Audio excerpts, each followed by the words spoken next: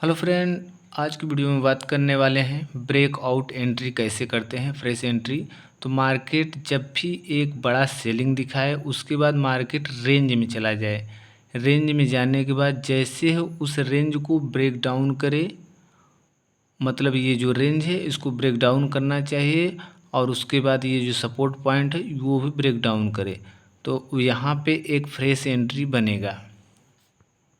इस वाले पॉइंट पे एक फ्रेश एंट्री हमारा बनेगा यहाँ पे। अब यहाँ पे एंट्री लेंगे, लेकिन हमारा टारगेट कहाँ तक रहेगा, तो जितना बड़ा हमारा सेलिंग हुआ है तो यहाँ से स्केल से नाप देंगे। जितना बड़ा सेलिंग हुआ है उतना ही बड़ा हमारा यहाँ से यहाँ तक का टारगेट होगा। तो चलिए स्केल के माध्यम से दिखाते हैं। ये देखिए स्केल हो गया हमारा। अब हम यहाँ से इसको स्केल से नाप लेते हैं। ये हमारा 98 पॉइंट बना है। अब दोबारा स्केल लेंगे और फिर से यहाँ से नापेंगे, इस वाले पॉइंट से, यहाँ से नापेंगे। तो देखिए हमारा 98 पॉइंट का था, तो यहीं पे हमारा 98 पॉइंट तक का टारगेट भी बना हुआ है। इसी तरीके से सेट करना है। तो जितना बड़ा हमारा ये सेलिंग हुआ है उतना ही बड़ा हमारा टारगेट रहेगा। लेकिन ये कब रहेगा हमारा टारगेट, अब हमें एंट्री यहाँ पे नहीं लेना है। देखिए मार्केट सेलिंग हुआ उसके बाद कुछ टाइम के लिए रेंज बनाए और उस रेंज को ब्रेक आउट करे। इस सपोर्ट तक नहीं, इस सपोर्ट को भी ब्रेक आउट करना चाहिए। उसके बाद यहाँ पे एंट्री प्लान बनाएंगे और टारगेट हम यहाँ तक रखेंगे, इस वाले पॉइंट तक टारगेट रखेंगे। तो टारगेट के लिए नीचे हमें जैसे कोई अगर टेल लाइन आ रही है तो वहाँ तक टारगेट रहेगा, या फिर कोई लेवल लाइन आ रहे है तो वहाँ तक टारगेट रहेगा। अगर नीचे कोई रिवर्सल पॉइंट है तो वहाँ तक रहेगा टारगेट। और अगर कोई डोजी कैंडल बन रहा है प्रीवियस डे कैंडल पे तो वहाँ तक भी टारगेट रहेगा। तो ये चीज़ भी ध्यान देना आवश्यक है। अब जैसे यहाँ पे देखते हैं हम, यहाँ पे सेलिंग हुआ, सेलिंग होने के बाद मार्केट रेंज में चला गया। अब इस रेंज को ब्रेक आउट किया, प्रॉपर ब्रेकआउट, मतलब यहाँ तक नहीं होना चाहिए। ये जो सपोर्ट हम बनाए हैं तो इस सपोर्ट के पास रेड कैंडल नहीं क्लोज होना चाहिए, बल्कि इस सपोर्ट को भी ब्रेक डाउन करना चाहिए यहाँ तक।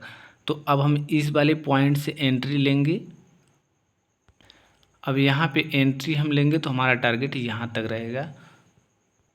यहाँ पे हमारा एंट्री बनेगा इस वाले पॉइंट पे और टारगेट हमारा यहाँ तक सेट होगा।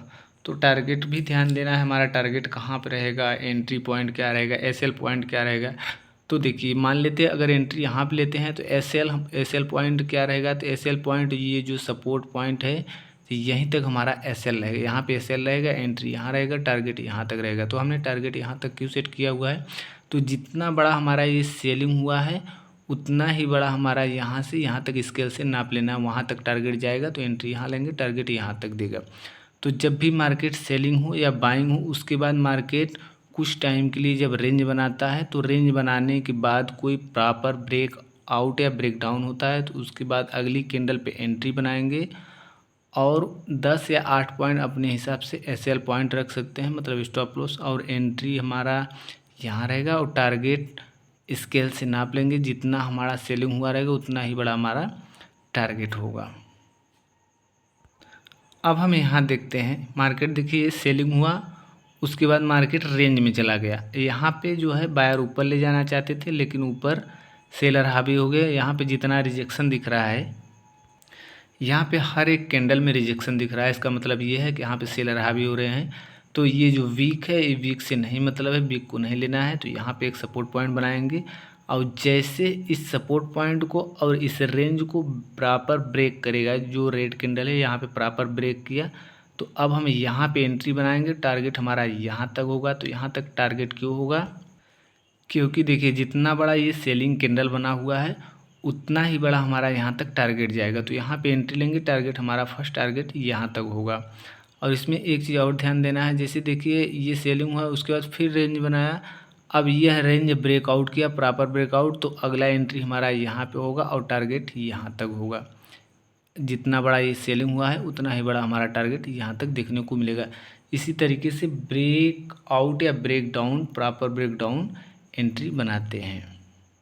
तो यह 5 मिनट का चार्ट 3 मिनट का चार्ट, 15 मिनट के चार्ट कन्फर्मेशन लेने के बाद 5 मिनट के चार्ट बहुत अच्छा एंट्री बनता है।